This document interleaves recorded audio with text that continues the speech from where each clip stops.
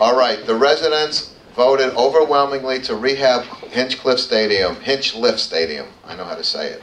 Will you try to make this a reality, and how will you deal with the lack of parking? That's two questions. Yes. The residents overwhelmingly, those who supported it, do want Hinchliff, do want the Armory and a few others done, and brought to the tax base and to be part of the service for this community.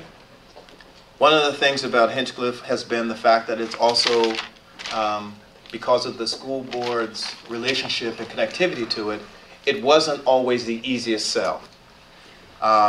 We couldn't just go in and just tell them. Matter of fact, we couldn't even negotiate it. It was the administration that had to do the negotiations and bring it to the council.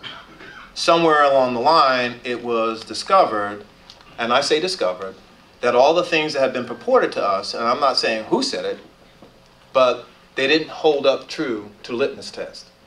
And it brought about some questions as to whether or not we, the council, were given everything we needed to know in order to put our best foot forward. Things like a 99-year lease versus a 30-year lease. These things are significant when you start looking at contracts and who has what rights and what authorities. After we discovered that there was a problem, a meeting was convened with both the Board of Education and the council so we could be in the room at the same time. Imagine that. In a room at the same time discussing the benefits, the pros, the cons, the gives to gets, based on a contract that had been already planned or presented. And we're at the point now where we have one that has been signed off by the Board of Education that they agree to the terms. And so Hinchliff will, in fact, move forward. Bonding has been secured. There is no reason to delay on that. But there was good reason to be sure that we were not moving right hand against left hand, because that could have only opened the door. And parking definitely has to be considered. Recreation will be a high priority in my administration. In fact, I take it so seriously that I actually went down to Birmingham, Alabama to visit Rickwood Field. I believe in best practices. Birmingham has the oldest ballpark in the country. Hinchliff Stadium is one of the oldest. And I saw what they did there as far as hosting baseball games. They've hosted other sporting activities, and they've been able to generate revenue for their communities.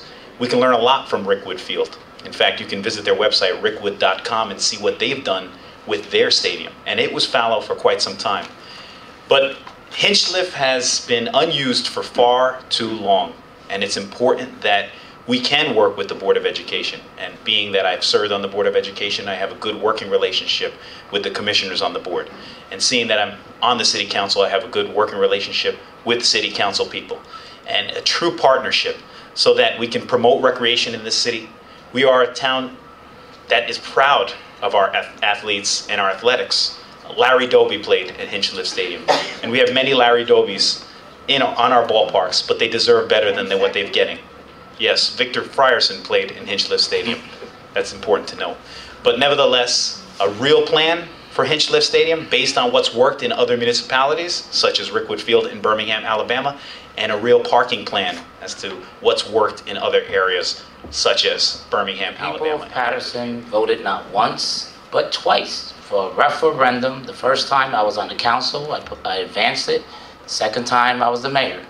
Not once, but twice, the people voted overwhelmingly to support the renovation of Hinchliff Stadium and the Paterson Armory to support our education and recreational needs.